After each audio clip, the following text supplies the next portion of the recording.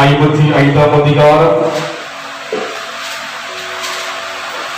9ஆம் வசனம். ஏசாயா 55:9.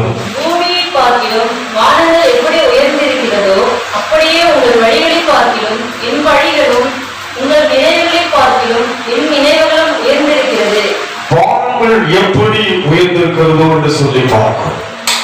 தொடர்ச்சியாக தேவன் வானத்தை திறப்பதாக, வானத்தின் பலகணிகளை தேவன் திறந்து ஆசீர்வதிப்பதாக வாக்குத்தத்தங்களை கர்த்தர் கொடுத்துக் கொண்டு வருகிறார். இங்கே நாம் பார்க்கின்றோம், பூமியை பார்க்கிலும் வானங்கள் எப்படி உயர்ந்திருக்கிறதோ ஆண்டவர் நம்மை ஆசீர்வதிப்பதற்கு எவ்வளவு அருமையான வார்த்தைகளை பேசுகிறார்.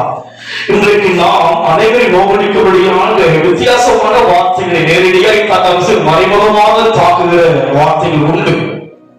ஆனால் இங்கே பார்க்கிறோம், ஆண்டவர் நம்மை ஆசீர்வதிப்பதற்கு, நம்மை உற்சாகப்படுத்துவதற்கு, நம் ஆவியை உயிர்ப்பிப்பதற்கு, நம்மை பலப்படுத்துவதற்கு, நமக்கு வேண்டிய தைரியத்தை கொடுப்பதற்கு வேத முழுமையாக ஒவ்வொரு விளக்கங்கள் மூலமாக பேசுகிறார். இங்க எதை விளக்கி காண்பிக்கிறார்? வானங்கள் எப்படி உயர்ந்திருக்கிறதோ யோசித்து பாருங்கள். ஒவ்வொரு உதாரணங்களை எக்ஸாம்பிள் பாருங்க. வானங்கள் எப்படி உயர்ந்திருக்கிறது? எதை வைத்து பார்க்கிறோம்? பூமியை பார்க்கணும். வானங்கள் எப்படி உயர்ந்திருக்கிறதோ வானத்தை நாம் பார்த்திருக்கிறோம். ஆனால் என்ன சொல்கிறார்? வானங்கள் என்று சொல்லும் போது வானத்தை விட உயர்ந்த ஒரு இடத்தை தான் தேவன் சொல்கிறார். அது அவருடைய இருதயத்துக்குள்ளாக பூமியை பார்க்கிறோம். வானங்கள் எப்படி உயர்ந்திருக்கிறதோ அப்படியே உங்கள் வழிகளை பார்க்கணும், என் வழிகளும் உங்கள் நினைவுகளை பார்க்கணும் உயர்ந்திருக்கிறது. அவர் நினைவுகளுக்கு வானங்களுக்கு மேலாக அவர் வழிகளும் நினைவுகளுக்கு உயர்ந்ததாக இருக்கிறது. அவருடைய மனதிலே நம்மை உயர்வாகத்தான் தேவன் எண்ணுகிறார். நன்றாய் புரிந்து கொள்ளுங்கள். நாம் யோசிக்கலாம், நம்ம குடும்பத்தில் ஒருவரை பிரச்சனையோடு இருக்கலாம், அவர் பிரச்சனையோ சென்று கொண்டிருக்கலாம், ஒரு தாழ்ந்த சூழல் இருக்கலாம், தாழ்மை யோசிக்கலாம். ஆனால் தேவன் சொல்லுகிறார், வானங்கள் எப்படி உயர்ந்திருக்கிறதோ அப்படியே என் வழிகளும் என் நினைவுகளும் உயர்ந்திருக்கிறது என்று சொல்லி ஆண்டவர் இன்றைக்கு அவர்களோடு பேசுகிறார். அவர் இருந்தையும் பாருங்கள், நம்மை உயர்த்துவதற்கு எவ்வளவாக ஆவலா இருக்கிறது, நம்மை ஆசீர்வதிப்பதற்கு அவருடைய இதயம் எவ்வளவு ஏக்கமா இருக்கிறது, வாஞ்சியா இருக்கிறது. இன்றைக்கு உயர்வை நீங்கள் உயரும் போது அனைவரும் அதை கண்டு பொறாமைப்படுவார்கள், கண்டு அவர்கள் கசந்து கொள்வார்கள், வேதனைப்படுவார்கள், எரிச்சல் அடைவார்கள். தேவன் அப்பேற்பட்டவர் அல்ல. அவர் சொல்கிறார், உங்கள் வழிகளும் உங்கள் நினைவுகளும் எப்படி இருக்கிறது? குறைவாக இருக்கிறது. ஆனால் என் வழி எப்படி இருக்கிறது? பூமிக்கு பார்க்கிறோம், என் நினைவுகள் பூமியை பார்க்கிறோம். பூமியில தான் பார்க்கணுங்க. பூமியில ஒரு அனாவசியம் இல்ல, என் நினைவும் என் வழியை உங்களுக்கு சொல்லிருக்க உயர்வாக எண்ணி கொண்டிருக்கிறேன். எப்படி எண்ணி கொண்டிருக்கிறேன்? தேவ ஜனங்கள் உயர்ந்த ஒரு எண்ணத்தோடு தான் நினைத்துக் கொண்டிருக்கிறான். அது எப்போது விழுவோம் சொல்லி மனுஷன் எண்ணுவான். நீங்கள் எப்போது வெட்கப்படும் சொல்லி உறவுகள் எண்ணலாம். தேவன் அப்படி எண்ணுகிறவர் அல்ல, தேவன் அப்படி நினைக்கிறவர் அல்ல. அவன் நினைவுகளும் அவர் வழிகள் இருக்கிறது. பூமியை பார்க்கிலும் வானம் அல்ல, வானங்கள் எப்படி உயர்ந்திருக்கிறதோ யோசித்து பாருங்கள். வானம் என்று பார்க்கிறோம். ஆனால் என்ன சொல்கிறார்? வானங்கள் என்று சொல்வதை பார்க்கிறோம். அதுதான் இன்றைக்கு நாம் வாழ்க்கையிலே தேவனுடைய வசனங்களை தியானிக்க வேண்டும். அதுதான் நமக்கு இன்பம். அதுதான் நம்முடைய வாழ்க்கையில ஒரு ஆசீர்வாதம் மாத்திரமல்ல, நம்முடைய வாழ்க்கை ஒரு பலத்தை கொடுக்கும், தைரியத்தை கொடுக்கும். மாம்சம் பலவீனம் உள்ளதுதான், ஆவியோ உற்சாகம் உள்ளது. வேத வாக்கியம் எல்லாம் தேவ ஆவியினால் அருளப்பட்டிருக்கிறது. மாம்சம் பலவீனம் தான், மாம்சம் பலவீனம் தான். வீட்டாங்க நம்முடைய மனசும் நம்முடைய மாம்சமும் பலவீனமானது. சூழ்நிலைகளை கண்டு சோர்வடைவதுதான் நம்முடைய மாம்சம், பிரச்சனைகளை கண்டு சோர்வடைவதுதான் நம்முடைய மாம்சம். ஆனால் ஆவியோ உற்சாகம் உள்ளது. வேதத்துடைய வசனம் எல்லாம் யாருடையது? தேவ ஆவியினால் அருளப்பட்டபடியினாலே இன்றைக்கு ஒருவேளை நாம் சோர்ந்து வந்திருக்கலாம், ஒருவேளை தடுமாறி வந்திருக்கலாம், அநேக காரியங்களை ஆண்டவர் சொன்னாலும் கூட நடக்கணும்னு யோசித்து வந்திருக்கலாம். ஆனால் இங்கே சொல்லுகிறோம், என் நினைவும் என் வழி இருக்கிறது. பூமியை பார்க்கலும் வானங்கள் எப்படி உயர்ந்திருக்கிறதோ அப்படியே அவன் நினைவும் வழிகளும் அவருடைய தாசனம் வந்து உயர்வாகத்தான் இருக்கு. எஸ்தர் எண்ணவில்லை தான் ஒரு ராணியார் மாறுவார் என்று எண்ணவே இல்லை. இந்து தேசம் முதல் எத்தியோப்பியா தேசம் வரைக்கும் 128 நாடுகளுக்கு ராணியாய் வருவார் என்று எண்ணவில்லை. காரணம் என்ன? எஸ்தருக்கு தாயும் இல்லை, தகப்பனும் இல்லை. தன்னுடைய சிறிய தகப்பன் மூலமாய் வளர்க்கப்படுகிறார், முதலை மூலமாய் வளர்க்கப்பட்டவர் தான் எஸ்தர். அவர் எண்ணவே இல்லை, அதை குறித்து யோசிக்கவே இல்லை. ஆனால் தேவ நினைவில் யாரா இருந்தால் எஸ்தர் ஒரு ராணியாக தேவன் நினைத்தார். அவருடைய நினைவுகள் எல்லாம் உயர்ந்ததா இருந்தது. அது போல இன்றைக்கு ஒருவேளை உங்கள் வழிகள் சிறிதா இருக்கலாம், நம் நினைவுகள் எளிதா இருக்கலாம், நாம் சூழலை இப்படித்தான் வாழ வேண்டும் என்று நீங்கள் யோசித்துக் கொண்டிருக்கலாம். ஆனால் அவர் வழியும் அவர் நினைவும் பூமிக்கு வானங்கள் எவ்வளவு உயர்ந்திருக்கிறதோ அது போல உயர்ந்த எண்ணம் உள்ளவர் தான் அவர். அதனால் உங்களை கீழாக்கல்ல, உங்களை மேலாக்க அழைத்திருக்கிறார். உங்களை வாழாக்கல்ல, உங்களை தலையாக்க அழைத்திருக்கிறார். உங்கள் பெயரை பெருமைப்படுத்த அழைத்திருக்கிறார். உங்களை ஆசீர்வதிக்க அழைத்திருக்கிறார். அதுதான் அவருடைய வழியும் நினைவுகளுமாய் இருக்கிறது. நாம் நினைக்கிற நினைவு அல்ல, அவர் நினைக்கிற நினைவு. அவர் நினைத்தது என்னவோ நடக்கும். தாவீதை எவ்வளவோ தடுக்க முடியாத சவுல் எழுப்பினார். கோலியாத் மேற்கொள்ள வந்தால் மேற்கொள்ள முடிந்ததா? கரணையும் சிங்கம் மேற்கொள்ள வந்தது மேற்கொள்ள முடிந்ததா? இல்லை. அவர் நினைவு, அவர் வழி என்ன? தாவீதை ராஜாவாக நினைத்தார். அதுபோல இருக்கிற உங்களையும் என்னையும் கர்த்தர் உயர்வாகத்தான் நினைக்கின்றார். அதனால் வானத்தின் பலகணிகளை திறந்து இடர் கொள்ளாமல் போகும் மட்டும் நம்மை ஆசீர்வதிக்கிற தேவன். அதனால் அவர் நினைவுகள் உங்களை குறித்து உயர்வாக இருக்கிறது. இன்னும் சற்று விளங்கிக் கொள்ளபடியாக சங்கீத புத்தகம் 78 சங்கீதம் 24 வாசிப்போம்.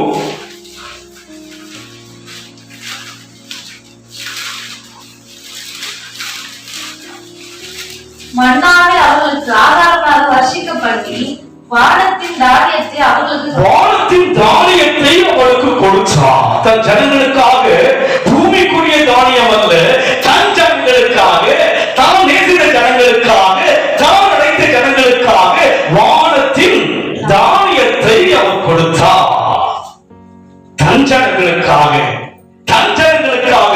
அதுபோல் உங்களுக்காக தேவன் உயர்வான நினைக்கின்றார். ஆசீர்வதிப்பார். தஞ்சனம், பூமியில் எவ்வளவோ ஜனங்கள் இருந்தார்கள். தஞ்சனத்துக்கு ஆபிரகாமோடு உடன்படிக்கை செய்த தேவன் அல்லவோ, ஈசாக்கின் தேவன் அல்லவோ, யாக்கோபின் தேவன் அல்லவோ, தஞ்சனத்துக்காக வானத்தின் தானியத்தை அவர்களுக்கு கொடுத்தார். தொடர்ந்து வாசிங்க. தூதர்களின் அப்பத்தையும் மனுஷன் சாப்பிட்டான். தூதர்களுடைய அப்பத்தை மனுஷன் சாப்பிட்டான். பூமிக்குரிய அப்பத்தை சாப்பிடுகிறோம். ஆனால் அன்றைக்கு தேவ ஜனங்கள், இஸ்ரவேல் ஜனங்கள், தேவன் அழைக்கப்பட்ட ஜனங்கள் எதை சாப்பிட்டார்கள்? தூதனுடைய அப்பத்தை சாப்பிட்டார்கள். இன்றைக்கு நீங்கள் நானும் ஒவ்வொரு முறையும் தேவ சமூகத்தில் வரும்போது, வேதத்தை வாசிக்கும் போதும், வேதத்தை தியானிக்கும் போதும் மனுஷன் அப்பத்தினால் மாத்திரமல்ல, தேவனுடைய வாழ்ந்து புறப்படுகிற ஒவ்வொரு வார்த்தையினாலும் நாம் பிழைக்கப்படுகிறோம். ஆகாரம் கூட நமக்கு நோயை உண்டாக்கலாம், ஆகாரம் கூட பலவீனங்களை உண்டாக்கலாம். ஆனால் ஆண்டவருடைய ஆகாரமாகிய வார்த்தையோ உங்களை பலப்படுத்தும். வார்த்தை கிடைத்தவுடன் அதை நான் உட்கொண்டேன். வார்த்தை நிர்ணயிக்கப்பட்டிருக்கின்ற மகிழ்ச்சியும் என்னுடைய மனதிற்கு சந்தோஷத்தை கொடுப்பதாக சொல்லப்படுகிறபடினாலே இன்றைக்கு தேவன் தன் ஜனங்களுக்கு எதை திறந்தார்? வானத்தை திறந்து அவளை ஆசீர்வதிக்கக்கூடிய தானியத்தை தந்தார். தூதர்கள் சாப்பிடுகின்ற ஆகாரத்தை கொடுத்தார். அதனால் இன்றைக்கு தேவனுடைய நினைவுகள் உங்களையும் என்னையும் உயர்வாகத்தான் எண்ணுகிறது. அப்படித்தான் தேவன் எண்ணுகிறார். நீங்கள் நானும் யோசிப்பது போல இதுவரை உங்கள் வாழ்க்கை, இதற்கு பின்னால் மகிமையான காரியங்களை கர்த்தர் வைத்திருக்கிறார். அதிகளின் காலத்தில் எல்லாவற்றையும் நேர்த்தியை தேவன் செய்ய போகிறார்.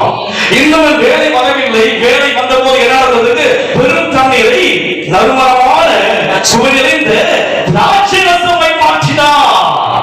அதுபோல வாழ்க்கை இதுவல்ல, நறுமணமான வாழ்க்கை, சுவையுள்ள ஒரு வாழ்க்கை, ஆனந்தமான ஒரு வாழ்க்கை, மகிழ்ச்சியான ஒரு வாழ்க்கை தேவன் நமக்காக வைத்திருக்கிற வழிகளா இருக்கிறது. அவன் நினைவுகள் அப்படித்தான் இருக்கிறது. நாம் யோசிப்பது போல, நீங்க நினைப்பது போல இதுவல்ல வாழ்க்கை, இதுவல்ல வாழ்க்கை. அதனால் இங்கே பார்க்கிறோம், ஜனத்துக்காக வானத்தில் தானியத்தை கொடுத்தார், தூதர்கள் புசிக்கின்ற அப்பத்தை புசித்தார் சொல்லி பார்க்கிறோம். தொடர்ந்து நாம் வாசிப்போம். எரேமியா 33ஆம் அதிகாரம் 22ஆம் வசனம்.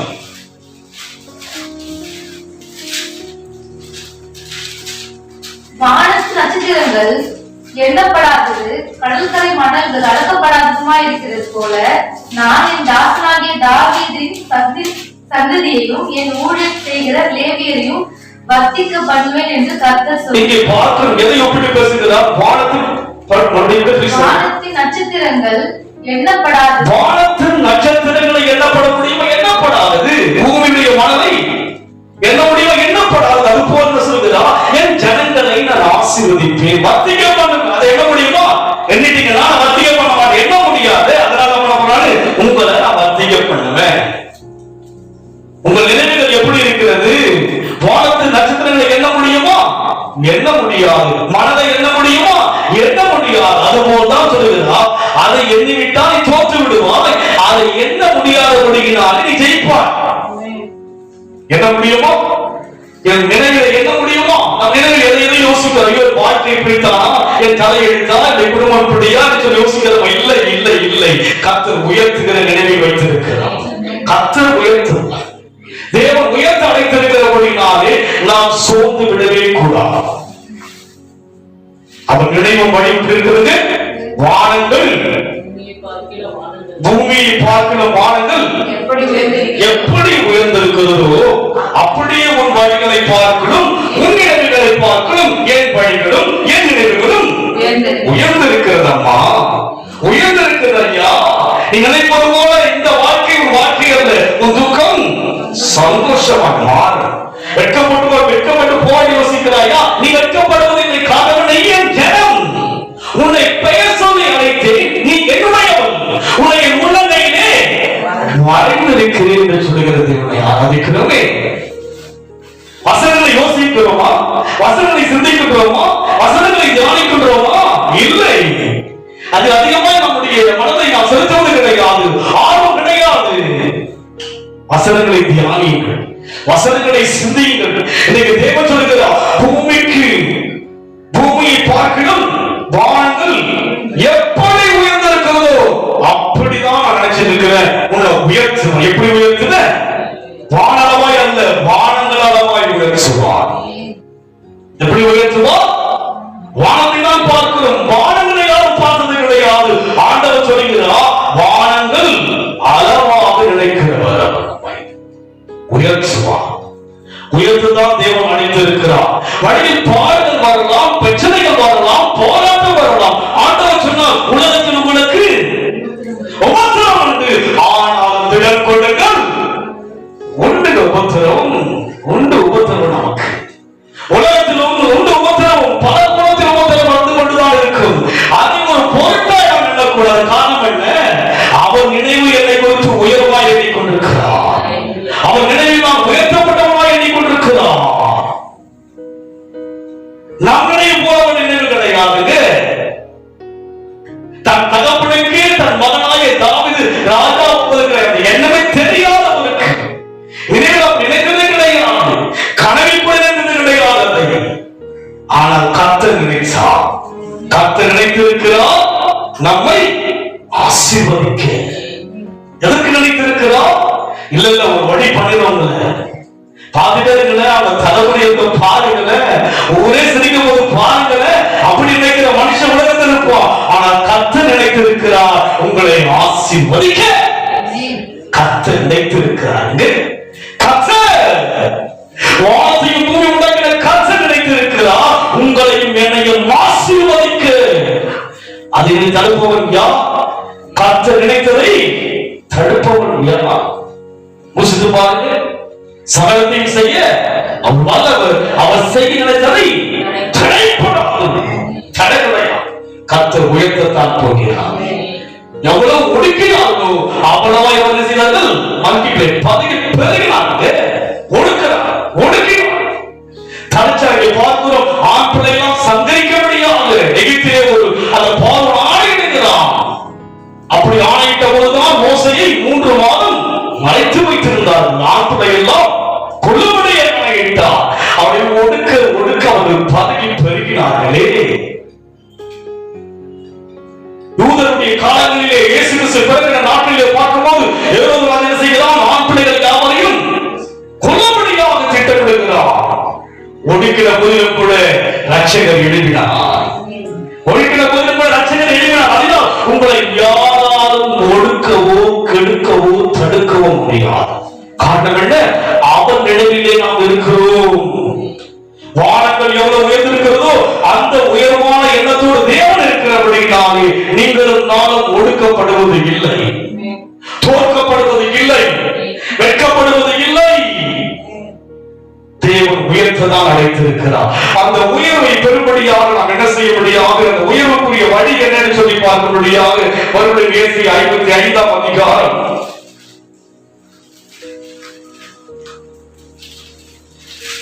1-2 வாசிங்க. ஓ தாகமாய் இருக்கிறவர்களே, நீங்கள் எல்லாரும் தண்ணீரண்டைக்கு வாருங்கள். அவர் நினைவில் நாம் இருக்க வேண்டும் என்று சொன்னால் யாராய் இருக்க வேண்டும்? தாகமா இருக்கணும். ஆலயத்துக்கு வர வேண்டும் என்று சொன்னால் எப்படி இருக்க வேண்டும்? அடுத்த வாரம் வர மாட்டீங்க. நாம சொன்ன போல ரொம்ப சந்தோஷம். சொல்லுங்க.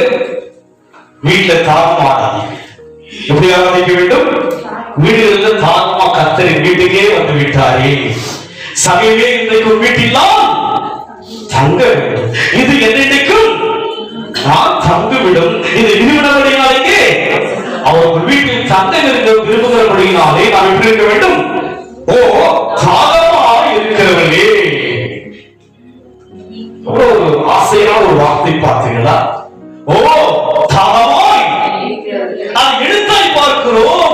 அந்த எழுத்தினுடைய அந்த வார்த்தையுடைய அழகை யோசித்து பாருங்கள். எந்த உணர்விலே தேவன் பேசியிருக்கிறார்? ஓ தாகமா இருக்கிறவர்களே, நீங்கள் எல்லோரும் தண்ணீர் அண்டைக்கு வாருங்கள். பணமில்லாதவர்களே நீங்கள் வந்து வாங்கி சாப்பிடுங்கள். தாகம் இருக்கிறது, ஆனால் குறை இருக்கிறது. பணம் இல்லை, ஆனால் வாங்கி சாப்பிடுங்க.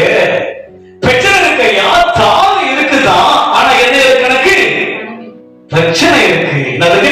பணங்களை பிரச்சனை இருக்கு. ஐயா தாகம் இருக்கு. சீக்கிரம் தான் வந்து பாக்குறேன், ஆனா வர முடியல. ஆலயத்துக்கு சீக்கிரம் தான் தாகம் இருக்கு, ஆனா கூட என்ன இருக்கு? பிரச்சனை இருக்கு. பிரச்சனை இருக்கு. அப்படியா சொல்லுகிறார்கள்? படிங்க. நீங்கள் தாகமாய் இருக்கிறவர்களே, நீங்கள் எல்லோரும் தண்ணீரண்டைக்கு வாருங்கள். பணமில்லாதவர்களே, நீங்கள் வந்து வாங்கி சாப்பிடுங்கள். நீங்கள் வந்து பணமும் இன்றி விலையும் இன்றி திராட்சரசமும் தேவ சமூகத்துக்கு வருவது எந்த பணமும் வேண்டாம், எந்த விலை கொடுக்க வேண்டாம். விலையேறப்பட்ட திருநத்தம் விழாவில் பாய்ந்ததே. விலையேறப்பட்டவங்க அவரை வாங்குவதற்கு எந்த விலையும் வேண்டாம். அவை சொல்ல பார்க்கலாம். ரட்சிப்புக்கு என்ன விலை கொடுத்தோம்? இந்த மீட்புக்கு என்ன விலை கொடுத்தோம்? யோசிச்சு பாருங்க. உலகத்திலேயே ஆலயத்துக்கு போகணும்னா ஒரு விலை கொடுக்கலாம். பாருங்க, அந்த குறிப்பிட்ட அந்த இடத்துக்கு போக வேண்டும் என்று சொன்னால் நெருங்கி தெய்வத்தை பார்க்க வேண்டும், விலை கொடுக்கலாம். தரிசிப்பதற்கு நெருங்கி போகணும்னா ஒரு விலை கொடுத்தா போக முடியும். பார்க்க முடியாது. அந்த பிரதானமான இடத்துக்கு போக வேண்டும் என்று சொன்னதுக்கு விலை கொடுக்க வேண்டும். ஒரு தெய்வத்தை ஊருக்கு போக வேண்டும் என்று சொன்னால் விலை கொடுத்துதான் போக முடியும். ஆனால் இங்கே விலையும் இன்றி அதுதான் நமக்கு ரொம்ப வீக் ஆயிடுச்சு. அதுக்கு விலை கொடுத்து வாங்கினா ஐயோ விலை கொடுத்து வாங்க சொல்லுவோம். அதுக்கு விலை கொடுத்து வாங்க ரொம்ப சீப்பா. எந்த ஒரு பொருளையும் விலை கொடுத்து வாங்கினால் விலை கொடுத்து வாங்கினாங்க, இவ்வளவு விலை கொடுத்து வாங்கிட்டு ஜாகிரதையா பார்த்துக்கணும். ஆனால் இவரையோ விலையுமின்றி பணமின்றி இருப்பதனாலே இந்த அன்பு வந்து நமக்கு லேசா இருக்கு. லேசா ரொம்ப லேசா இருக்கு. காரணம் என்ன? இவர் விலையுமின்றி பணமின்றியான ஒரு உள்ள தேவன் அல்லவா? அதுதான் நமக்கு இந்த அர்த்தம் புரியாம ஒரு விலை கொடுத்து வாங்கியிருந்தா இவ்வளவு பணம் கொடுத்து வாங்க எப்படி விட முடியும்? இவருக்கு விலையே இல்லை. நல்ல ஐக்கியம் வந்து ரொம்ப ஸ்ட்ராங்கா இல்லை. ஆனாலும் கூட அவர் என்ன சொல்லுகிறார், நீங்கள் வாங்கி திராட்சரசமும் பாலும் நீங்கள் கொள்ளுங்கள். இரண்டாம் வசனம் வாசிங்க. நீங்கள் அப்பமே பணத்தையும் திருப்தி செய்யாத பொருளுக்காக ஒரு பிரயாசத்தையும் இங்கே விலையும் இல்ல பணமும் இல்ல. அது என்ன பண்ண பண்றாங்க, திருப்தி செய்யாத என்ன பண்றாங்க, செலவழிக்கிறோம். என்ன பண்றாங்க, திருப்தி செய்யாதவர்களுக்கு செலவு செஞ்சிருக்கு. அதுக்கு எவ்வளவுதான் பிரியாணி சாப்பிடுறோம், திருப்தி இருக்குல்ல? சொல்லுங்க, திருப்தி இருக்கா? சொல்லுங்க பாக்கலாம். எவ்வளவோ சிக்கன் வாங்கி ஒரு டன் கணக்கு வாங்கிருக்கோம் நம்ம வீட்டுக்கு. கணக்கு முடிச்சுட்டு வாங்காம இருக்க போறோமா? வாங்குறோம். மட்டன் சாப்பிடுறீங்க, எவ்வளவு சாப்பிடுறீங்க, வாங்காம இருக்கிறோமா? வேலைக்கு தான் வீட்டு சாப்பிட்டீங்க. இப்ப நீங்க இன்னைக்கு மீன் திருப்தி இருக்குல்ல? மீன் நிறைய ஒரு இல்ல ஒரு டன் கிட்ட சாப்பிட்டேன் வேண்டாம் சொல்றோமா? இல்லை. திருப்தி செய்யாத பொருளுக்காக நாம் ஓடிக்கொண்டிருக்கிறோமே, அவர்தான் திருப்தி எனக்கு. நீதியில் பசாதவர்கள் பாக்கியவான்கள், அவர்கள் திருப்தி அடைவார்கள். தேவ சமூகத்தான் அந்த திருப்தி நமக்கு. அதை புரிந்து கொண்டால் அந்த இடம் திருப்தி கிடையாது. அதை புரிந்து கொண்டால் போதும் என்று அதனால் இங்கே சொல்லப்படுகிறது, நீங்கள் அப்பம் அல்லாததற்கும் பணத்தையும் திருப்தி செய்யாத பொருளுக்காக உங்கள் பிரயாசத்தையும் செலவழிப்பானே, நீங்கள் எனக்கு கவனமா செவி கொடுங்க. எப்படி செவி கொடுங்க? இருக்கிறீங்களா? இருக்கிறீங்களா? கவனமா இருக்கிறோமா? நம்ம கவனமா செவி கொடுக்கிறோமா? வானங்களுக்கு மேலான நினைவுகள் அல்லவா? வானங்கள் எப்படி உயர்ந்திருக்கிறதோ அப்பேற்பட்ட உயர்ந்த நினைவுள்ள தெய்வத்தை ஆராதிக்க வந்திருக்கிற நான் கவனமாக செவி கொடுக்கிறேனா? இயேசு கிறிஸ்து மலை பிரசங்கத்தை செய்து கொண்டு காதுள்ளவன் கேட்க கடவன். சிறுவர் கூட்டம் அல்ல, எல்லோருடைய காதுகளும் கேட்கும்படியான கூட்டம் தான் பிரசங்கித்துக் கொண்டிருக்கிறார். அதில் ஒரு வார்த்தை என்ன சொல்லுகிறார்? காதுள்ளவன். இங்கே கேட்டுக்கொண்டுதான் இருக்கிறோம். சிந்தை எங்க இருக்கிறது? யோசனை எங்க இருக்கிறது? யோசிப்பீங்க, கையில பார்த்து வெளிப்பட்ட மாதிரி இருக்கிறது. எங்க இருக்கிறது? எதற்கு செலவழிக்கிறோம்? அப்பம் அல்லாததற்காக, திருப்தி செய்யாததற்காக செலவழித்துக் கொண்டிருக்கிற நேரத்தையும் காலத்தையும் நாட்களையும் மாதங்களையும் வருஷங்களையும் செலவிடுகிற காரியம் என்ன? திருப்தியற்றது. எதுவும் நமக்கு திருப்தி உள்ளது கிடையாது. எதுவும் நமக்கு திருப்தி என்பதே கிடையாது. மனுஷனுக்கு எது திருப்தி இருக்கிறது, எதுல திருப்தி கிடையாது. எது திருப்தி கிடையாது? இல்ல எப்படியெல்லாம் வைப்பதுமா ஒரு சொந்த சபையை நான் பார்க்கணுன்ற ஒரு எண்ணம் இருந்துமா திருப்தி கிடையாது. கிடையாதுங்க. திருப்தி உங்களுக்கு திருப்தி இருக்குல்ல? திருப்தி இருக்கலாம். நீங்க அதை பேசுவீங்க. திருப்தி யாருக்கு திருப்தி சொல்ல பார்க்கலாம்? நாம் திருப்தி செய்யாத காரியங்களுக்காக செலவழித்து வந்திருக்கிறாங்க. பணமின்றி விலையுமின்றி இருக்கிற பொருளுக்கு நாம் செலவிடாம என்ன பண்றாங்க? அப்போ அல்லாததுக்காக செலவழிக்கிறோம். திருப்தி செய்யாத பொருளுக்காக நேரம் போயிட்டு இருக்கு. நேரம் எவ்வளவு வேஸ்டா போகிறீங்களா? இந்த நாளே விசேஷமா என்னாலுமா இருக்கிறோமே, அதுதான தேவனுக்கு வேதனை. இதை விசேஷமா எண்ணுதல் சொன்னா இதையே எண்ண முடியாமல் இருக்கிறபடியினாலே நீங்க தேவன் சொல்லுகிறார், கவனமாய் செவி கொடுங்கள். நலமானதை சாப்பிடுங்கள், அப்பொழுது உங்கள் ஆத்துமா கொழுப்பாக. நலமானதை சாப்பிடுங்கள். எதை சாப்பிடுங்கள்? அப்பொழுது உங்கள் ஆத்துமா பதார்த்தத்தினால் மகிழ்ச்சியா இருக்கும். ஆத்துமா நடந்த சரீரம் கொழுப்பாச்சுன்னா கொலஸ்ட்ரால்.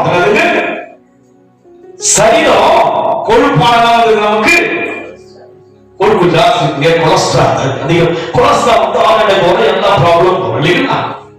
இங்க எதை சொல்லுகிறா? ஆத்துமாவை கொழுப்பாக. ஒரு முன்னாடி அடிபட்டுருக்கு. ஆனா ஆத்துமா வந்து கொழுப்பதான். சரீரம் வந்து கொஞ்சம் கை செயல்பட முடியும். இப்பதான் கொஞ்சம் செயல்படுது. ஆத்துமா கொழுப்பா இருக்கிறாங்க பண்ணாரு. 3 நாள் கூட ஒரு செத்தார். காலையில் தேவனை துதிப்பதை துதி கொண்டார். கேட்டேன் சொன்னாங்க, வீட்டுல வந்து அடிப்படுது இருக்குது. வீட்டுல விழுந்து அடிக்கிறது. ஆத்மா எப்படி இருக்கிறது சொல்லுங்க, எப்படி சொல்லுவாங்க படிங்க. ஆத்மா அவ்வளவு கொழுப்பு இருக்கு, சத்துல வீக் இருக்கு. நாம சொல்லுங்க பாக்கலாம், ஆத்மா என்ன இருக்குங்க? மனசு. சோ அது ஆத்மா. என்னுடைய மனதிலே வந்து ஒரு தைரியம் இருக்கு, இல்ல என் கூட தேவன் இருக்கிறார். அடிப்பட்ட அன்னைக்கே தேவன் சொன்னார், அவர் தழும்புதலால் தான் சுகமா. அடிப்பட்டு சீக்கிரம் டாக்டர்கிட்ட போட்டுல மனசு என்ன கிடையாது, டாக்டர்கிட்ட போய் செலவு பண்ணது எனக்கு. மேலே ஒரு டாக்டர், எனக்கு வீட்டு மேல இருந்து ஒரு டாக்டர் கரெக்டா வர, அவர்கிட்ட காட்டு ஸ்டிச் பண்ணலாமா இல்லைங்க, அப்படியே என்ன பண்ணுங்க 3 நாள் அவர்தான் ஃப்ரீ ட்ரீட்மெண்ட். எனக்கு என்னதுக்கு, எனக்கு மனசு என்னதுக்கு, மனசுல கொழுப்பு இருக்கிறது, மனசுக்குள்ள தைரியம் இருக்கிறது. சரீரம் பலவீனம் தான், வலி இருந்தது, சிந்தையில வந்து வேதனை இருந்தது. என்ன அந்த எதுக்கு நான் விழுந்தேன், எல்லாருக்கும் பிரசங்கம் பண்ணா பக்குன்னு விட்டுருந்தேன், அண்ணதுக்கு விழுந்து ரத்தமா வந்துருச்சு. என்னுடைய மகன் 3 நாள் கவனிச்சாங்க. யோசுவா தனிமையில கூட தேவன் துணையா இருக்கிறாரே. வசனங்கள் என்னை தேற்றுகிறது. திருப்தி இங்கதான் இருக்கு. எங்கதான் இருக்குங்க? இங்கதான் இருக்கு. கவனமா செவி கொடுத்தா இங்க திருப்தி. இங்க திருப்தி இருந்தா அவருடைய பணியை நான் தொடர்ந்து செய்ய முடியும், அவரை துதிக்க முடியும். நான் உயிரோடு இருக்க மட்டும் துதிப்பையா. உயிர் போறவர்களும் கையோ காலோ எதுவாக துதிப்பான். மனசு இருக்கு இல்லையா, ஆத்மா இருக்கு இல்லையா. அதனால் இன்றைக்கு நம் வாழ்க்கையிலே உங்களை குறித்து கர்த்தர் நினைத்திருக்கிறார். வானங்கள் எப்படி உயர்ந்திருக்கிறதோ அப்படியே கர்த்தர் உயர்வாக நினைக்கிறார். நீங்க உயர்த்தப்படுவீங்க. எதற்காக? அப்பம் அல்லாததற்காக. எதற்காக? நம்ம திருப்தி செய்யாத பொருளுக்காக செலவழிக்கிறீங்க. திருப்தி எங்கதான்? இங்கதான். வசனத்தில்தான், தேவ பிரசனத்தில்தான் அந்த தைரியம் வரும். கேட்ட ஆண்டவரே, என்னையா எனக்கு விலங்கலை சொல்லுங்க, எனக்கு ஒரு அடையாளம் காட்டுங்களா ஆண்டவரே. என்ன அடையாள தீபத்தை காட்டினா ஆண்டவர் மிகுந்த இரக்கம் உள்ளவர், நெருங்கி வருகிற தேவன். உங்க உறவு, உங்களுக்கு வேதனையா அவருக்கு வேதனை, உங்களுக்கு துக்கமா அவருக்கு துக்கம். புரிந்து கொள்ளுங்கள், அவர் உங்களோடுதான் இருக்கிறார். அவர் நினைவிலே உங்களுக்கு உயர்வாக எண்ணி கொடுக்கிறார். தன் ஜனங்களுக்காக வானத்தின் தானியத்தை கொடுத்தார், தூதர்களின் ஆகாரத்தை அவர்கள் புசித்தார்களே, அந்த நினைவுள்ளவர் தான் உங்கள் தேவன். அதனால் நாம் எதற்கு வீணான காரியங்களுக்கு செலவழிப்பானே, அப்பம் அல்லாததற்கு செலவழிக்கிறோம். அப்பம் அல்லாததற்கு நாம் சாப்பிட சாப்பிட சாப்பிட கொழுப்பை சாப்பிட சாப்பிட சரீர பலவீனம். ஆனால் இதை உட்கொள்ள உட்கொள்ள உட்கொள்ள ஆத்மாவோட ஒரு கொழுப்பு வரும். ஒரு பேர் சொல்ல ரொம்ப கொழுப்பு உனக்கு குதிக்கலாம் பாருங்க இப்படி. ஆமா, ஆத்மாவில் என்ன இருக்கு உங்களுக்கு சொல்லுங்க. கவனமாய் செவி கொடுப்போம். தொடர்ந்து வாசிங்க. ஆத்மா கொழுப்பான பதார்த்தத்தினால் மகிழ்ச்சியாகவும் உங்கள் செவியை சாய்த்து என்னிடத்தில் வாருங்கள், கேளுங்கள், அப்பொழுது உங்கள் ஆத்மா பிழைக்கும். தாவீதுக்கு அருளின நிச்சயமான கிருபைகளை உங்களுக்கு நித்திய உடன்படிக்கையாக ஏற்படுத்துவேன். எப்படி இறங்கி வருகிறார், தாவீதுக்கு கொடுத்த மாதிரி கொடுக்கிறோம். யார் சொல்றாங்க? தாவீது வந்து யாருங்க? தேவனுக்கு இருதயத்துக்கு ஏற்றவன். அவனை சொல்றாங்க, என்ன பண்றது, நான் மோசையோடு இருந்து போற கூட இருக்கிறேன். அதுங்க யார் கூட இருக்கிறேன்? மோசையோடு இருந்து போற கூட இருக்கிறேன். அதுபோல இன்றைக்கு யார் கூட இருக்கிறார்? தேவன் உங்களோடு இருக்கிறபடினாலே இங்கே தேவன் எவ்வளவு அருமையை சொல்லுகிறார். உங்கள் செவியை சாய்த்து என்னிடத்தில் வாருங்கள், கேளுங்கள், அப்போது உங்கள் ஆத்துமா பிழைக்கும். தாவீதுக்கு அருளின நிச்சயமான கிருபைகளை உங்களுக்கு நித்திய உடன்படிக்கையாக ஏற்படுத்துங்கள். அதுக்கு நித்திய உடன்படிக்கை யாராலும் மாற்ற முடியாது. சந்ததிகள்லாம் அந்த கவனம் போயிட்டு உடன்படிக்கை பண்ணதுதான். ஆமென் சொல்லுங்க. மாற்றமே கிடையாது, சொன்னா சொன்னதுதான். இந்த பெரிய தேவனை ஆராதிக்கிறபடினாலே நான் கடைசியாக நான் வாசிக்கபடியாக எடுத்து நாம் வாசிப்போம். அதே அதிகாரம் 10 வாசிப்போம். 6 வாசிப்போம். கன்னட அவரை தேடுங்கள், அவர் சமீபமாய் இருக்கையில் அவரை நோக்கி கூப்பிடுங்கள். கர்த்தரை கண்டடையத்தக்க சமயத்தில் அவரை தேடுங்க. சமயம் இதுதான் சமயங்க. நல்ல கை கால் கண்ணெல்லாம் நமக்கு சுகத்தோட பலத்தோட வைத்திருக்கிறதா சமயம், கரெக்டான சமயம்.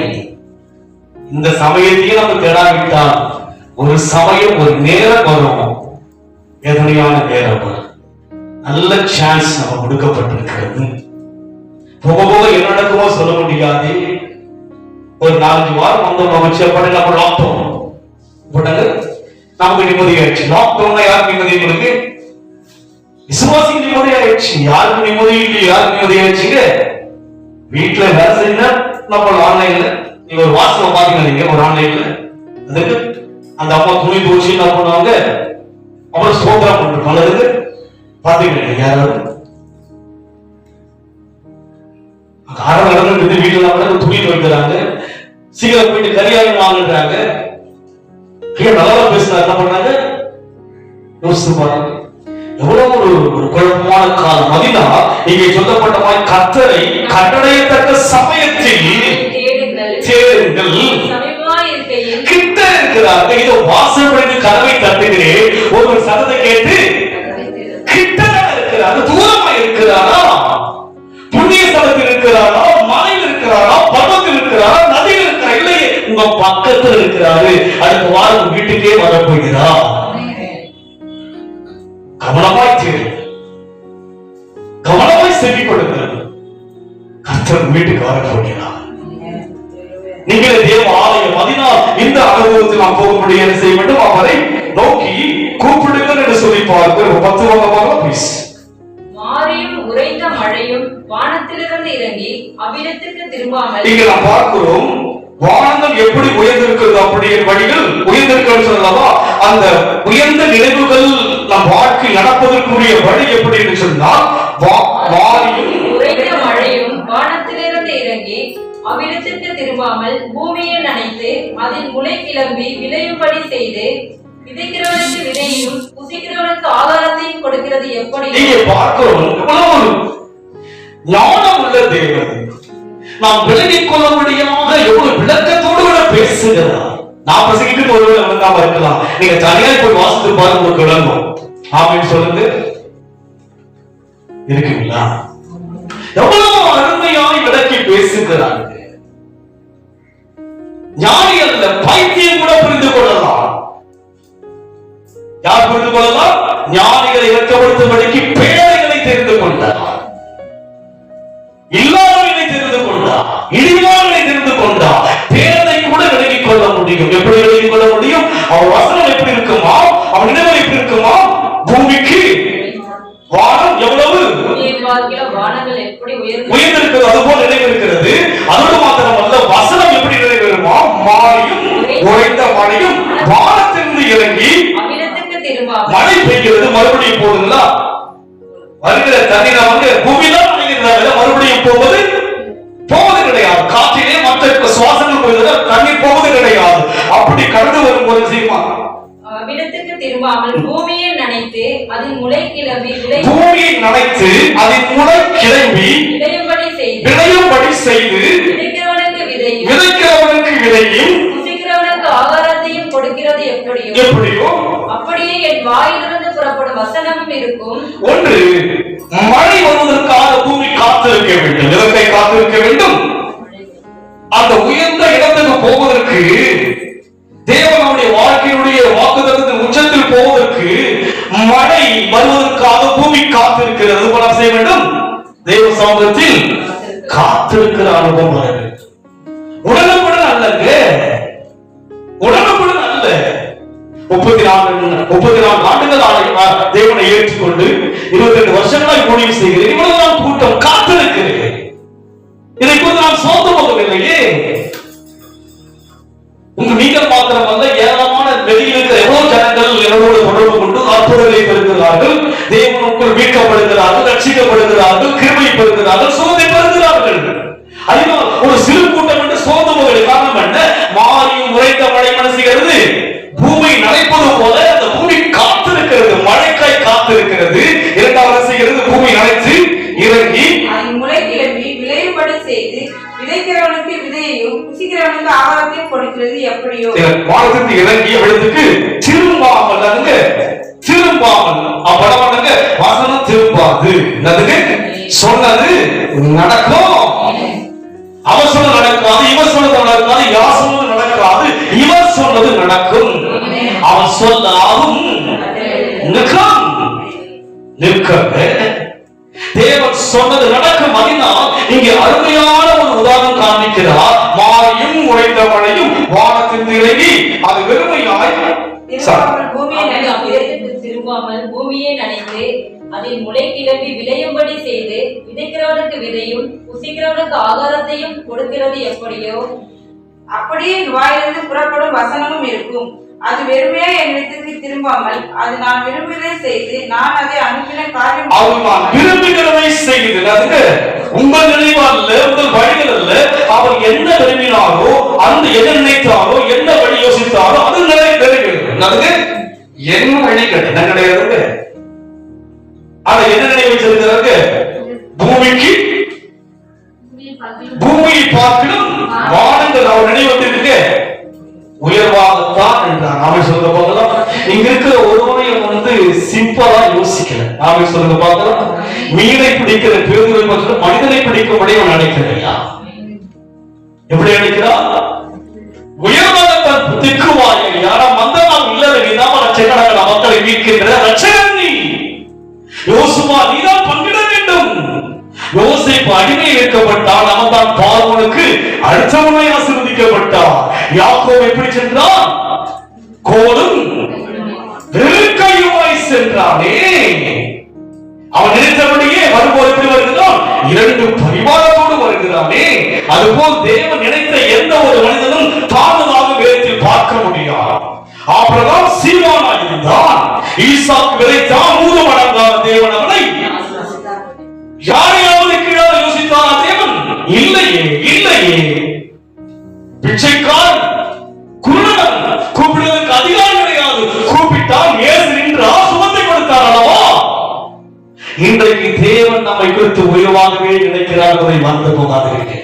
யார் நினைக்கிறார்கள் இல்லையோ உங்களை கர்த்தர் உயர்வாய் நினைக்கிறார். அது அப்படியே நடக்கும். நடப்பதற்குரிய வழி என்ன? மாரியும் ஓய்ந்த மழையும் வானத்திலிருந்து இறங்கி பூமியை நனைத்து அதில் முளை கிளம்பி விளையும்படி செய்து விதைக்கிறவனுக்கு விதையையும் புசிக்கிறவனுக்கு ஆகாரத்தையும் கொடுக்கிறது எப்படியோ. ஒரு பொறுமையா சகிச்சு நிதானம் இத்தனையும் நம்ம வாழ்க்கையில் இருக்கணும். அவன் சொல்லுங்க பார்க்கலாம். என்ன இருக்கணும்? எதா இருக்கணும்? நிதானமா இருக்கணும். கிறிஸ்துவாக்கு ஸ்பீட்லாம் கிடையாது. கிறிஸ்துவாக்கு தூக்கி போடுறது கிடையாது. அவரை தூக்கி போடவில்லை. நானும் அவரை தூக்கி போட்டா நம்ம என்ன பண்ண அடிக்கடி பைபிள் என்ன பண்ணங்க ஜெபிச்சு எனக்கு இப்படி பண்ணிட்டீங்க. ஜபம் கட்டு, பலி வாசிப்பு கட்டு, சர்ச்சோ சொல்லுங்க. இந்த மெத்தட் தான். இந்த மெத்தட் தாங்க. மாரியும் உறைந்த மழையும் வானத்திலிருந்து அவ்விடத்துக்கு திரும்பாமல் பூமியை நனைத்து அதில் முளை கிளம்பி விளையும்படி செய்து விதைக்கிறவனுக்கு விதையையும் புசிக்கிறவனுக்கு ஆகாரத்தையும் கொடுக்கிறது எப்படியோ அப்படியே என் வாயிலிருந்து புறப்படும் வசனம். பாருங்கள், நீங்கள் உங்களுக்கு மாத்திரம் ஆசீர்வாதம் அல்ல, பிறருக்கும் ஆசீர்வாதம். ஹல்லேலூயா. பிறருக்கும் ஆசீர்வாதம். ஒரு நீதிமான் நிமித்தமாய் 10 நீதிமான் நிமித்தமாய் அந்த பட்டணம் காக்கப்பட்டது. தேவ ஜனங்கள் ஜபம்தான் இன்னைக்கு தேசங்கள் எல்லாம் காக்கப்படுகிறது. உலகத்துக்கு தெரியாமல் இருக்கலாம், தேசத்துக்கு தெரியாமல் இருக்கலாம், நமக்கு தெரியும். நாம் தேவன் ஜபத்தை கேட்கிறவர். இதோ மரித்தே நாம் சதாகாலம் உயிரோடு இருக்கிறபடினாலே இன்றைக்கு உங்களை கர்த்தர் எப்படி பார்க்கிறார்? உயர்ந்தவளாக பார்க்கிறார். எப்படி பார்க்கிறார்? பூமியை பார்க்கணும். வானங்கள் எப்படி உயர்ந்திருக்கிறதோ அப்படியே அவர் நினைவும் அவருடைய வழியும் உயர்ந்திருக்கிறது. உன்னை கீழாப்பதாக தேவன் பார்க்கல. இங்க அமர்ந்திருக்கிற சின்ன கூட்டம் தான் உங்களை தேவன் லேசா பார்க்கல. ஆமென் சொல்லுங்களேன். சந்தோஷமா சொல்லுங்களேன். அடுத்த வரமாட்டீங்க. சந்தோஷமா சொல்லுங்களேன். வீட்டுல இருந்து தேவனை முழுவனோடு ஆராதிக்க கர்த்தர் வீட்டை தேடி வருகிறவராய் இருக்கிறார். அன்றைக்கு சகை வீட்டை தேடி போனது போல வருகிற நாட்களில் கர்த்தர் வீட்டை தேடி வருகிறபடினாலே நீங்கள் அவரை கவனமாக தேடுங்கள். கர்த்தரை கண்டறியத்தக்க சமயத்தில் அந்த நாளை நீங்க கரெக்டா தேடி சொன்னால் உங்களை குறித்து தேவன் உயர்வாக எண்ணுகிறார். அப்படியே நடக்கும். அப்படியே வாய்ப்பு புறப்படுகிற வசனம் இருக்கும். அது வெறுமையா இடத்திற்கு திரும்பாமல் அது செய்து நான் அதை அனுப்பின காரியம் ஆகும்படி வாய்க்க தேவனுடைய எல்லா காரியம் வாய்க்கும். 5 அப்பத்தை கையில் வாங்கினார், 2 மீனை கையில் வாங்கினார், 5000 புருஷர்கள், ஸ்திரீகள், பிள்ளைகள், 7 கூடை. அவர் செய்வதெல்லாம் வாக்கு. அவர்களோடு இருந்தால் நீங்கள் செய்வதெல்லாம் வாக்கு. அதனால் நாம் எப்படி இருக்க வேண்டும்? பணம் இல்லாததற்கும் திருப்தி செய்யாத பொருளுக்கும் வீணா செலவழி வீணப்பு. நாம் அர்த்தமுள்ளவர்களாக இருப்போம். தேவனோடு செலவிடுகிற ஒவ்வொரு நிமிடமும் வீணா போவாது. அவன் சொல்லுங்க, வீணா போவாது. தேவன் நம்மை ஆசீர்வதிக்க அழைத்திருக்கிறார். சரீர ரீதியாய் மனசோர்வு இருந்தாலும் கூட ஆத்மா எப்படி இருக்கிறதற்குள்ளாக கொழுமையா இருப்பதனால் தான் உங்களோட பிரசங்கித்துக் கொண்டிருக்கிறேன். யாராவது ஒரு பாஸ்டர் கொடுக்கலாம் பாட்சி, கர்த்தர் உங்களோடு இருக்கிறார். கர்த்தர் உங்களோடு இருக்கிறார். சிறு மந்தை தான், சிறு கூட்டம் தான் கர்த்தர் உங்களோடு இருக்கிறார். கடந்த நாட்களிலே ஒரு செய்தி, தேவனுடைய செய்தி நான் தியானித்துக் கொண்டிருக்கும் போது அவர் அநேக ஊழியர்களை குறித்து பேசும் போது ஒரு சில அனுபவங்களை சொல்லும் போது நான் யோசித்தேன், அந்த அனுபவத்தை தான் கர்த்தர் நம்மை நடத்தினார், அந்த அனுபவத்தை தான் கர்த்தர் நம்மை நடத்தினார் என்று யோசித்து எனக்குள்ளாக சந்தோஷப்படைந்தேன். அவர் ஒரு அநேக ஊழியர்கள், தவறுகள், குறைகளை குறித்து பேசிக்கொண்டு வருகிறார். ஊழிய அழைப்பு என்ன, அப்போஸ்தலன் சொன்னால் யார், அப்போஸ்தலன் சொல்லி அந்த ஊழியர்களை குறித்து பேசிக்கொண்டு வருகிறார். பேசிக்கொண்டு வரும்போது அநேகர் இயேசுவை பார்த்ததாக சொல்கிறார்கள். எப்படி பார்த்தார்கள்? இன்றைக்கு இருக்கிற படத்தை குறித்து, படத்தை வைத்து பார்த்ததாக சொல்கிறார்கள். அவரை காண முடியாது, காணக்கூடாதவர் என்று சொல்லி அவர் சொன்னார். அப்படியே சொல்லிக் கொண்டு வரும்போது தேவனை பார்த்தவர் சொல்கிறவர்கள் அது ஊழியத்துக்குரிய உண்மை அல்ல. நான் தேவனை பார்த்தது கிடையாது, அவரை தரிசித்திருக்கிறேன், அழைத்து அந்த அழைப்பை நான் பார்த்திருக்கிறேன். தேவனை நேரடியே பார்க்கவில்லை. சத்தத்தை, அவர் சித்தமான காரியத்தை எடுத்து செவிகளை சொன்னதை நான் உணர்ந்தபடினாலே எனக்குள் இருந்த சந்தோஷம். நாம் தேவனால் அழைக்கப்பட்ட ஒரு சிறிய ஊழியக்காரன் தான். இது சிறுமந்தை தான். கர்த்தர் நம்மோடு இருக்கிறார், கர்த்தர் நம்மோடு இருக்கிறார். அதனால் உங்களை குறித்து உயர்வாய் எண்ணுகிறார். ஒரு நாள் வரும், நீங்கள் உயர்த்தப்படுவீர்கள், உங்கள் பிள்ளைகள் உயர்த்தப்படுவார்கள். சமுதாயங்கள் தலைவர்களுடைய அழைத்திருக்கிறபடினாலே நாம் நேரத்தை கவனமாக செலவிடுவோம், கவனமாக செவி கொடுப்போம்.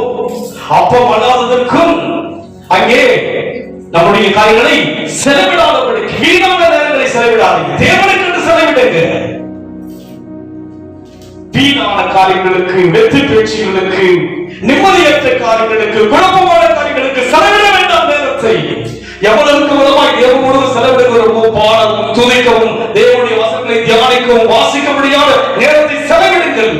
அப்போது நம்முடைய ஆத்துமா கொழுப்பான சாப்பிட்ட மாதிரி நிம்மதி இருக்கிறது. எனக்கு மிகுந்த சந்தோஷம். ஆண்டவரே, 2 வாரங்கள் கூடப்பட போகிறது. என் ஜனங்கள் தேவாலயத்துக்கு வர முடியாது ஐயா, இன்றைக்கு பேச முடியாது, எனக்கு கிருபை தாரும், பலம் தாரும் என்று சொன்னேன். பேசும்படியா என்னை கொண்டு வந்தார். கர்த்தர் எவ்வளவு நல்லவர். கடந்த 3 நாள் தூங்கிட்டு நேற்று தூக்கமே வரல. கெஞ்சல் ஆண்டவரே, காலை ஆராதிக்கும்படியே போக வேண்டும் என்று சொல்லி கர்த்தர் சுகத்தோடு கூட கர்த்தர் கொண்டு வந்தார். சரீரம் பலவீனம் இருந்தாலும் கூட ஆவியில் ஒரு கொழுமை இருப்பதை நாம் உணர முடிகிறது. முடிச்சுட்டு போத பூதவழிகளை கொண்டிருக்கிறாங்க. போய் தேவச்சனை சொல்லும்படியா கர்த்தர் பலத்தை கொடுத்திருக்கிறார். சிறிய சபையிலே கர்த்தர் இருக்கிறார். உங்கள் குடும்பத்தோடு கர்த்தர் இருப்பதை பார்ப்பீர்கள். அதனால் உங்களை குறித்தும் நம்மை குறித்தும் தேவன் உயர்வாய் எண்ணுகிறார் என்பதை மறந்து போகாதீர்கள். நாம் கண்களை மூடி கர்த்தரை நோக்கி பார்ப்போம். அன்பின் ஆண்டவரே, உம்முடைய நினைவுகள் உயர்வாக இருக்கிறது. ஆமா ஆண்டவரே, நன்றியோடு கூட ஸ்தோத்திரிக்கிறோம். பூமியை பார்க்கிறது, வானங்கள் எப்படி உயர்ந்திருக்கிறது, அப்படியே உங்கள் வழிகளும் நினைவுகளும் உயர்ந்திருப்பதற்காக நன்றி கர்த்தாவே. வந்து அமர்ந்திருக்கிற தேவ ஜனங்களை, குடும்பங்களை, சகோதர சகோதரிகளை உயர்வாய் பார்த்து கொண்டிருக்கிறேன். எங்களுக்கு கூட எங்களுடைய எதிர்காலம் ஒரு தடுமாற்றமாக இருக்கிறது. ஆனால் நீரும் எங்கள் எதிர்காலங்களை உயர்வாக ஒரு சாசுகளுக்குள்ள இருக்கு தகப்பனே. ஆம், வேதத்தில் பார்த்த அத்தனை பேரும் ஒரு அற்பமாய் ஆரம்பித்தவர்கள் முடிவில் உயர்த்தப்பட்டது போல எங்கள் வாழ்க்கை எனக்கு ஒரு அண்டவரே தட்டு தடுமாறு போனாலும் கூட இல்லை உங்கள் தாட்ஸ்ல உங்க மைண்ட்ல எங்களை குறிச்சு உயர்வா என்னும் போது அதை யாராலையும் தடை செய்ய முடியாது. மாறியும் உறைந்த மழையும் இறங்கி எப்படி விடைய செய்கிறது அது போல எங்கள் வாழ்க்கையில் ஆண்டவர் நிதானம், ஆண்டவரே பொறுமை, சகிப்பு எல்லாம் மேற்கொண்டு வரும்போது வாழ்க்கை எல்லாம் வாய்க்கும். ஆண்டவரே ஆசீர்வதிங்க, ஆண்டவரே ஆசீர்வதிங்க, தேவ ஜனங்களை ஆசீர்வதிங்க. ஆண்டவரே இந்த முகநூல் வழியை பார்க்கின்ற தேவ ஜனங்கள் குடும்பங்களை ஆசீர்வதிங்க. ஒவ்வொரு குடும்பத்துக்கும் உயர்வாக நினைப்பதற்காக நன்றி கர்த்தாவே. ஆசீர்வதிங்க இயேசுவின் நாமத்தில் பிதாவே.